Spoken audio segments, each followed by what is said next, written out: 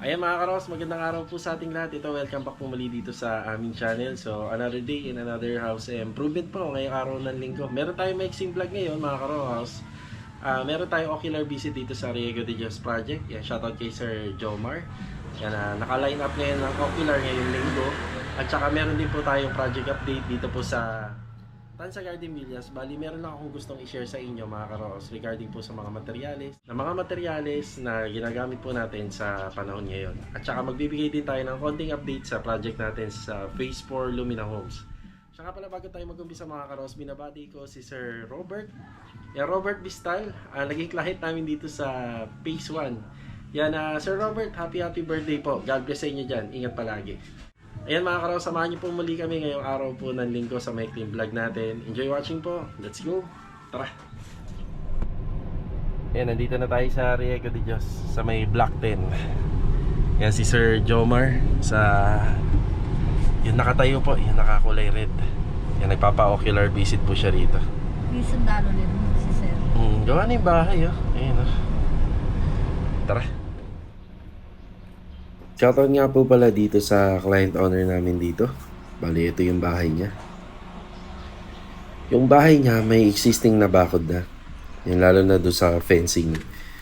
Tapos dito sa may corner area, gusto niya magpagawa po rito ng extension. Bali, yung bahay na yan, madudugtungan po yan. Simula po dyan sa harapan, hanggang dito po sa may corner area. Pero itong corner area niya, magkakaroon ng setback na 3 feet. Which is 90 cm. Yeah, at least kahit pa paano makakadaan pa yung tao dun eh. So, ito may mga gusto siyang mangyari dito banda na napag-usapan namin.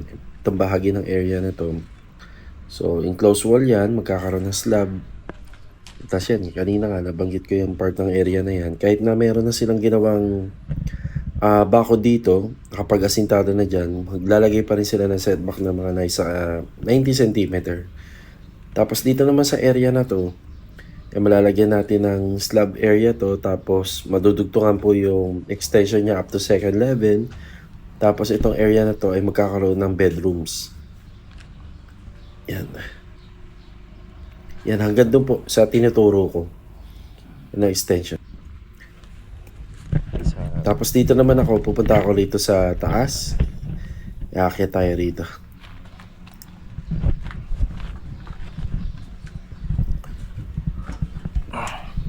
Bali, dito sa area na to, isa to sa mga pinagawa nila, itong inaapakan natin. Tapos itong part ng area na to, gusto niya magkaroon ng balcony. Yan. So, yung balcony siguro na to ay sa more than 150 cm na lang. Tapos itong bubong na to, yan, marirenovate po to. Yan, marirenovate yung part ng bubong na yan. So, ibig sabihin yan, mababaklas lahat, tapos iaangat lahat. Parang kagaya ng ginawa namin sa Riego de Dios Project. Ayan yung existing na slab niya. Banda rito, magkakaroon ng toilet and bathroom. Tapos dito may extension yung kwarto.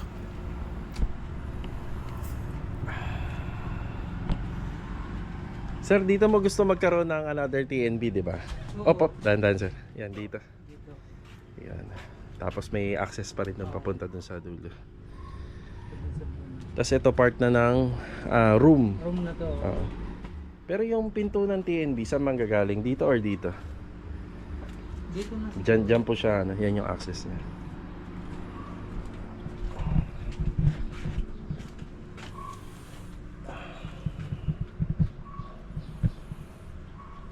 Yan, setback di sa 3 feet doon. Tapos the rest. Singawan pa rin, di ba kusina doon? Kasingaw pa rin. Pero open po yan, no? Open. Oh. Tapos yung structural haligi, taas hanggang dun sa harapan ng bahay. Kapantay na nung existing na bahay. Yan, may pagkakataon pang may itaas to, sir. Ayan, sa taas. Ikaw pang panahon. Pero yung ginawang diskarte rito, ginanito na lang eh. Pero tayo, pwede naman na maipantay. Parang gano'n na mangyayari sa kabila. Mas tataas pa siya. Palilipat pa po ito. Yan, may lilipat po yan. Yung tag-init siyang grabing init kaya hindi... Yan, okay na tayo rito, sir. Ayos na. 1 week lang po. Thank you, thank you. Sige. Yan, okay na po tayo dito. Shoutout po kay Sir Jomar tsaka kay Ma'am Irene. Yan, ang nagpa-ocular sa atin. Tara. Okay mga karos, after natin manggaling po sa ano po, dito sa may Riego de Dios project yan. Shoutout po kay Sir Jomar. Ayan. Maraming salamat po sa pag-invite dito sa bahay niya. Yun. Tapos pumunta pala kami kanina sa may SM dito sa may Tansa nila Mrs. Tapos meron dyan sa may banda sa food court, dyan na kami nananghalian. Yan, nakilala natin sila po, Bry and Sir Jomar din. From Kaya na X-Subdivision. Yan, kung tama po tayo. Yan, good morning at saka magandang araw sa client namin dito na sila Sir Ivan at saka si Ma'am Carissa. Yan, mag-update ako rito gawa ng meron akong ilang gustong ibigay na topic yan, regarding po dito sa content natin. Tara.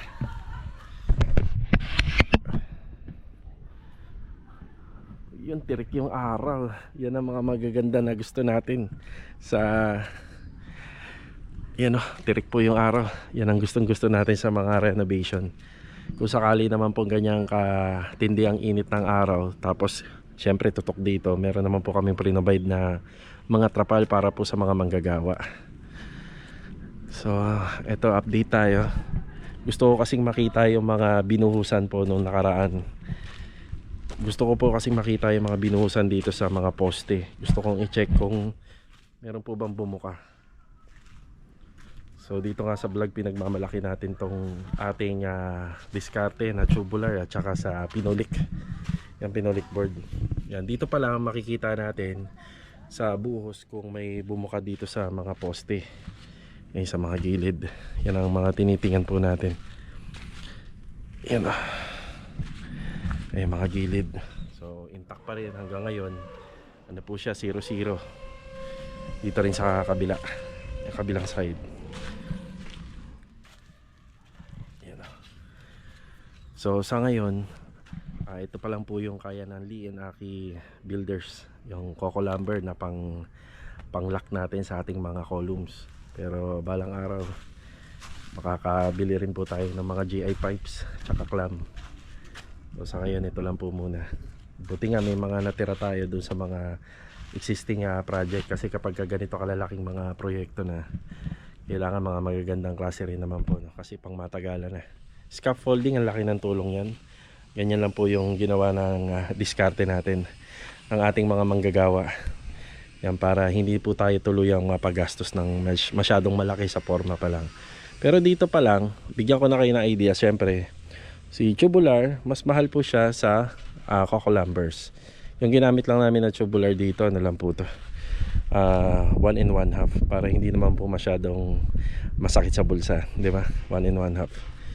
Yan, tapos ang pinakapang forma is yung pinolik board na 12mm.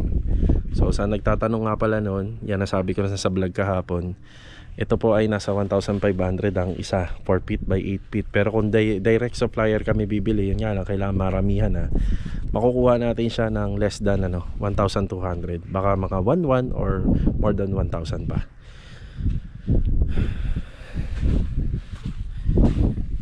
Yan. So ngayon medyo makalat pa, pero nagpahakot na tayo ng panambak. Everyday i-workout natin na mabawasan yung mga panambak natin. Balak namin yung panambak doon at saka yung dito, ilagay na muna namin dito. Yan dyan banda. So apa-apawin muna natin dyan. Basta ingatan lang namin tong sasakyan na nandito para kahit papano hindi tayo magkaroon ng problema. Yan, bali stock up po kasi to yung sasakyan. So hindi na po siya gumagana. Pero binili naman na po natin doon sa may-ari. Okay lang naman daw sa kanya. Tapos yun, yung mga panambak na yun ililipat dito. Okay, ito yung topic. Ito yung gusto kong i-share. So para sa akin, kasi na conventional, matagal na nakagawi yan ang plywood at saka yung mga Coco Lumbers, SDS, may good lumbers pa nga, para sa mga pamorma. Yan, pinolik board, plywood, local, ayan, pwede po yun sa lahat. Kaso nga lang medyo magastos siya. So para sa akin, ang mga nauuso na mga modernong materyales, ang mga nauuso na sa panahon ngayon, ay itong mga plastic boards at saka yung mga pamorma, GI pipes, at saka itong mga tubulars. Yan, sa ngayon, talagang lagi na pong makikita sa mga ibang mga vloggers, ibang mga sa construction, malalaking construction industry, na halos hindi na po sila gumagamit ng kahoy. Yan, halos hindi na po talaga, bihira na lang po to. Ulti nga po yung panukod ng slab, ng beam, yan, steel decking, hindi na po talaga nakikita na may kahoy. Ang kahoy na lang po ay nakikita sa parting loob, sa mga finishing carpentries. Yan. So isang bagay din naman kasi kapag kakahoy kasi, syempre mabilis siyang mabubulok compare sa bakal. Ang bakal naman po kasi maalagaan lang natin to para makaiwas siya sa mga corrosion. Maalagaan lang natin, tatagal talaga ang buhay. Syempre mas malakas-lakas din po talaga yung bakal. Pero bigyan ko kayo ng isang idea. Pagdating sa balangkas, yung trusses, no, mas matibay po ang kahoy. Conforme na lang po sa kahoy na gagamitin, diba? Mas matibay ang balangkas ng kahoy kumpara sa mga square tubes. Ayan. So ito, balik tayo dun sa topic. Bali, ito kasing mga coco lumbers na ginagamit minsan sa mga pamorma, pantukod ng slab. May ano lang po siya, may hangganan lang. Kung kailan, mas mabilis siya mabubulok. Tapos ganun din po sa mga boards na ginagamit ng pamorma. May hangganan lang din po siya. Bali, mga ilang gamit lang. So, pwede siyang mabulok. So, applicable siya dun sa mga nagpapagawa ng bahay na solo lang. So, walang business.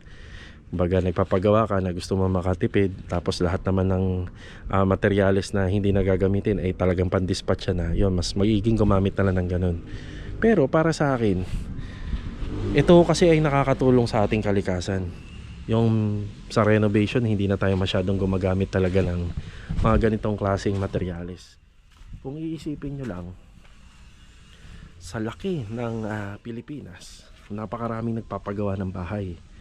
Pero ang pagtubo po ng mga nyug, yung mga puno ng nyug, napakatagal, taon bago sila lumaki. Tapos syempre, hindi lang naman po pinag-uusapan dito yung puno ng nyug. Meron din puno ng nara, may puno ng mahogany, and etc. So syempre, kung patuloy tayo laging gumagamit talaga ng kahoy, yung ano natin, yung kalikasan din natin, yung nature natin, talagang medyo apektado din. Although meron nagbukas ng mga malalaking company ng industry regarding sa mga wood materials, yun nga lang ang disadvantage. Syempre, pag humina yung wood industry nila, so maapektuhan yung mga negosyo nila. Pero sa akin naman, kung tayo ay magiging eco-friendly, mas maigi po talaga gumamit na lang po ng mga ganito. May kamahalan, pero ito advantage sa mga kagaya namin, kagaya ako na nangungontrata, na ilang beses talaga natin itong magagamit pa ulit-ulit. So sa tansya ko, sa mga susunod namin na project, itong mga inassemble namin dito, yan patuloy naming makikita. Yan patuloy natin makikita yan. Kaya yun ang ano ko, yun yung sa loobin ko. Pero may mga gumagamit pa rin talaga sa panahon ngayon kasi gusto nila talaga makasave. Pero sa mga kagaya namin na nangungontrata, kung ito na yung patuloy nating gagamitin, malaking tulong ito sa ating kalikasan. Biruin nyo, no? Sa dami na nagpapagawa at ilang subdivision taon-taon ang binubuksan, pakaraming bahay niyan, ilang ganito ang nagagamit, ilang plywood, ilang pinolik board, di ba? So, ayun, gusto ko lang sabihin dito sa ating vlog. Yan.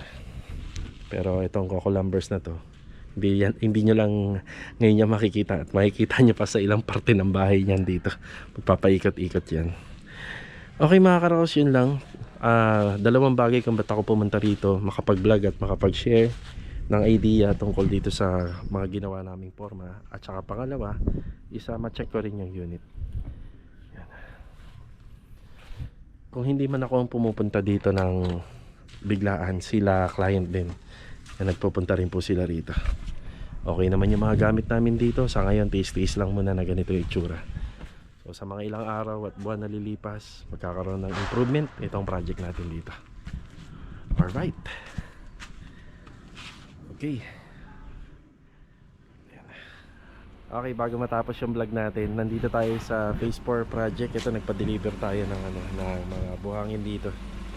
Yan, as of now naman, maganda po yung pagkakamada ng mga materials namin. Then yung ibang mga nakasako dito, ano to, mga palambak. Yan, ito naman yung gusto ng mga naghahakot. mga nakasako na. Pero para sa amin kasi, sayang yung sako. Yan, magagamit pa kasi natin yan eh. Tapos may mga tubular tayo na ano dun, mga materialis na tubular and angle bars. Yan, masinop yung mga nagtatrabaho rito.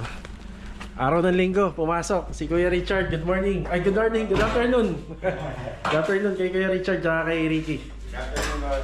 Ano ba ginawa natin dito? Tinanggal natin yung buong pader. Yan. Yan. Minasakir. Tsaka para lumawak. Okay. Iyan ang patikisami. Napakalinis. At napakasinop. Diretso sa ano na, oh. Sa sako. Hindi nga lang, kasama yung iso. O yun, oh. Mas malaki yun. Aba, may tanso pa. Yan, dating wire. Napakanipis ng wire. Palo din naman. Tapos, 280 yun. yun nga, oh. Kwintado na ni Ricky. Yan. Pang Pasko. Yan, iniipon naman natin to sa darating na Pasko. Ito nga pala, magagamit pa natin to. Yung mga bakal para doon sa lababo. So kaya nga po pala tinanggal natin to. Bihira kami magtanggal ng mga ganito kalaki. Pero wala naman pong kasi wala naman pong poste dyan tsaka biga. So kaya natin tinanggal yan kasi naka-prepared to para sa 2 kwarto. Ito nakikita nyo, may ano po siya, may gap. Kasi inatras pa natin yung side ng extension dito. Pero ang ideal dito, magkakaroon na lang ng closet yan. Yung closet cabinet na po yan, naka-design na para iswalado. Daming panambak na naman. Pwede na rin yung gutter kung sakali. Yan, pwede na tanggalin yan. Yan, mga yan. Oo, yan, pati ito. Pwede na. Buo na. Buong-buo na yung bahay. Pero wasak pa. Ingat na lang kayo, kuya. Mauna na ako. Sige, kita na lang tayo sa bahay mamaya. Yung parang yung nabak na ako na. Yun yan, nandun, nakita ko. Diyan na lang yun. Diyan na lang muna. Yan, very good sila rito. Naka-organize. Ito, metal paring. So ito naman, pwede pang gamitin to pero para sa akin kasi mahina na to kapag masyadong marami na siyang butas. Ang ginagawa na lang namin dito, pang lababo na lang. Yan yung pinang-assemble namin para sa lababo. Sa plastering, konti na lang naman po. Ito okay na. Okay na yung sa plastering natin dito. TNB to, toilet and bathroom. Tapos ito is kitchen. Yan, kitchen area. So baka isipin nyo medyo lumiit, no? Hindi ho, kasi ito babaklasin na naman po namin to. Hindi pa po namin magagawa yung pagtitibag nito sa ngayon gawa ng masyadong open, masyado pang open. So sa loob okay lang naman. May back extension naman na po tayo ron. Poste. Ayos na.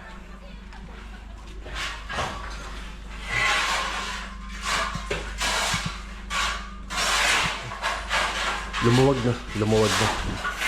Yan, pag nalagyan ng kwarto to, kukuha na lang kami ng dimension dito 2x3. Yan 2x3. So, ang pinakano niya, ang pinakapintuan niya nandito at saka nandito. Kabilaan. Louie, happy birthday. Louie, happy birthday. Happy birthday! Pati mo na Sir Robert. Happy birthday! Happy birthday kay Sir Robert. Happy birthday, Boss Robert! Yeah. Happy birthday, Happy Sir birthday, Robert. Kuya! Happy birthday, Mami! Yeah, dating bahay na ginawa namin dito. Louie Ang naman, ganda-ganda oh. Louie, happy birthday, Louie.